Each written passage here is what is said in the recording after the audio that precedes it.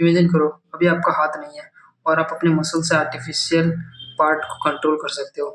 क्या ये पॉसिबल है? Hello guys, welcome to our channel Vijay Kumar. मैं हूं विजय। आज हम बात करने वाले हैं एक ऐसे सर्जिकल टॉपिक पे जिसका नाम है सिनेप्लास्टी। और इसको माना जाता है प्रोस्थेटिक कंट्रोल का फाउंडेशन। चलिए इसको सिंपल लैंग्वेज में समझते हैं। जैसे जैसे किसी दुर्घटना के कारण एक आदमी का हाथ या पैर या फिर कोई पार्ट निकल जाता है तो उसको इम्प्यूटेड वो पार्ट इम्प्यूटेड हो जाता है। हमें उस पार्ट का रिप्लेसमेंट चाहिए जो उससे कनेक्ट हो पाए, राइट। सो हम क्या करते हैं कि डॉक्टर्स क्या करते हैं बेसिकली उस पर्टिकुलर मसल में एक मसल के अंदर एक एक लूप या फिर एक टनल बनाते हैं, राइट।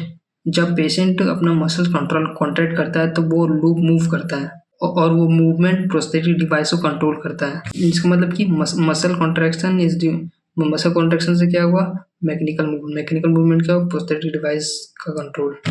एग्जाम्पल के लिए अगर किसी का फोरआर्म एम्पिटेट हो गया तो डॉक्टर्स क्या करते हैं उसके बाइसेप्स मसल के अंदर एक लूप या टनल बना देते हैं, जिससे वो फिर जब वो मसल कॉन्ट्रैक्ट करता है तो वो अपने बाइसेप्स से ही अपने फोरआर्म जो प्रोस्थेटिक पार्ट है उसको कंट्रोल कर सकता है या फिर प्रोस्थेटिक हैंड को ओपन या क्लोज कर सकता है, राइट। ये बिल्कुल वैसे ही है जैसे बॉडी का सिग्नल डायरेक्टली उस मशीन को कंट्रोल कर रहा हो। वैसे ये इम्पोर्टेंट क्यों है?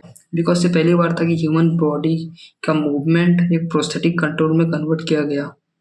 आज हम मायोइलेक्ट्रिक डिवाइसेस यूज करते हैं, लेकिन ये जो सिनेप्लास्टी है ये प्रोस्थेटिक का एक फाउंडेशन था और सिनेप्लास्टी ने इसका पीस बनाया था। अब इसके एडवांटेजेस और डिसएडवांटेजेस भी जान लेते हैं।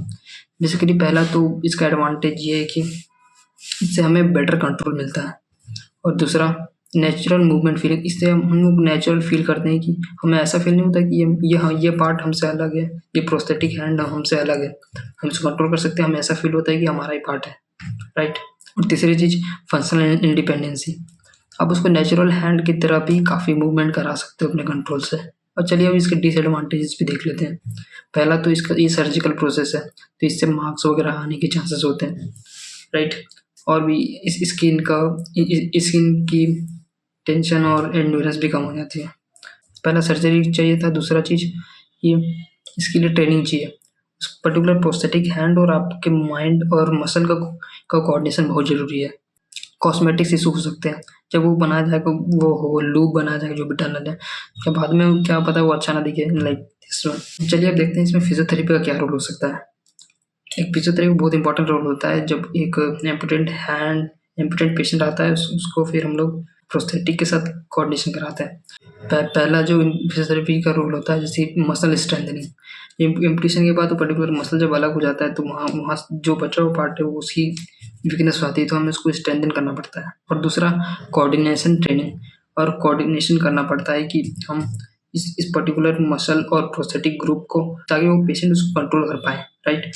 तो इतना हम लोग कोऑर्डिनेशन बनाना पड़ता है कि जो सोच रहा है माइंड में मोटर कंट्रोल के जरिए वो सेंसरी स्टिमुलस भी ले पाए, राइट। और तीसरा है प्रोस्थेटिक हैंडलिंग करना।